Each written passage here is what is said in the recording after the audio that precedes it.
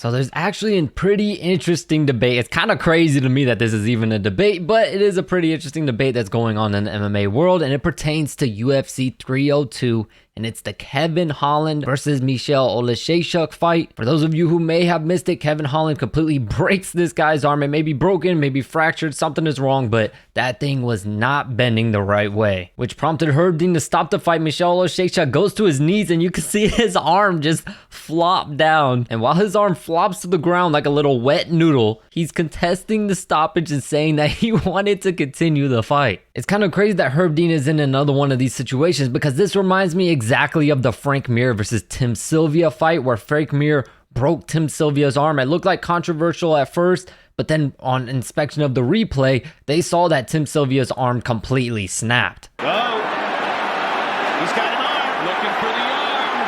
He's got for a quick submission. Oh, Frank Mir. Oh, God. Stop. The fight is over. The fight is over. He said it's broken. It's fucking broken. It's broken. It's over. Herb Dean is saying his arm is broken. If this is a mistake, it's a colossal one. You know what? I don't know what Herb Dean was seeing. Okay, here we go. This is what he's looking at. His arm is turned sideways. I think Herb Dean might have been confused here. They may very well. Dana White, the UFC president, is inside the octagon opposite of our replay. I saw that. Yeah. Oh, it did look like it broke. Whoa. That looked like it popped. Take a good look at Tim Sylvia's arm right here. Watch this. Pop. What's that? Yeah. What is that? Is that a broken arm? What is that? Now that certainly looks like it snapped. You're right, Joe. And if I remember correctly, I'm pretty sure Sylvia, of course, he contested the stoppage at first. He wanted to continue. He didn't think his arm was broken. But after further x-rays and watching the replay, there was like a really bad fracture or broken bone there or something.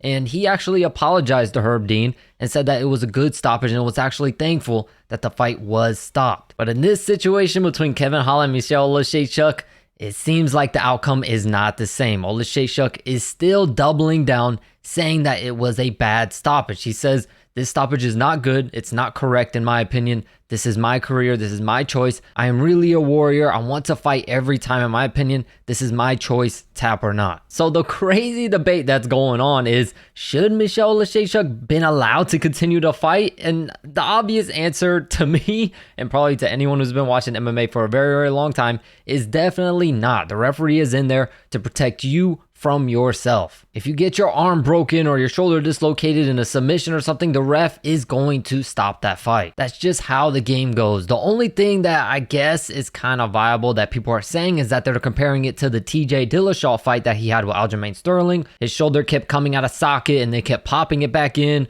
but he was continuing to fight with basically only one arm, and they were allowing it to continue, but it wasn't due to a submission. So I think that's something that's just a little bit different. I mean, I guess another one would be the Thiago Santos. He continued to fight John Jones even though his knee was absolutely obliterated. But that's different because we're talking about an actual submission where your arm was bending in the complete opposite direction. The ref is going to stop that fight. And although some people might be arguing, if he wanted to continue, if he didn't tap, he should have been allowed to continue if that's what he wants.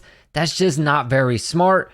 Like I said, the referee's looking out for the fighter's health, and sometimes you got to protect the fighter from himself because a lot of these fighters are too tough for their own good. And not to mention, in this armbar position where your arm is already bending the opposite direction and Kevin Holland puts your hand under his armpit and he's tweaking it even more, he can literally rip your arm to shreds. And Oleksiejczuk should probably be thanking Herb Dean because, you might be a few months out now until your next fight, whereas he saved you from being out a few years or possibly ending your career. If Kevin Holland continues to torque on that shit and your arm gets completely ripped to shreds, you may never fight again. Your career might be done. So I just find it really odd now how, the adrenaline completely wiped off, it's days later, and he's still continuing to double down instead of looking at the bright side and being like, look, all right, maybe Herb Dean saved me some years that could have been taken off on my career. But in my opinion, this is a pretty wild that this is even a debate. But I'm curious to see what y'all think about this. Should they have let Michal Oleksiejczuk continue the fight, trying to strike with one arm? He's got the other one just flailing around because he can't even pick it up. Feel free to let me know your thoughts in the comments down below. As always, I thank you all so much for your support, and I'll catch you in the next video.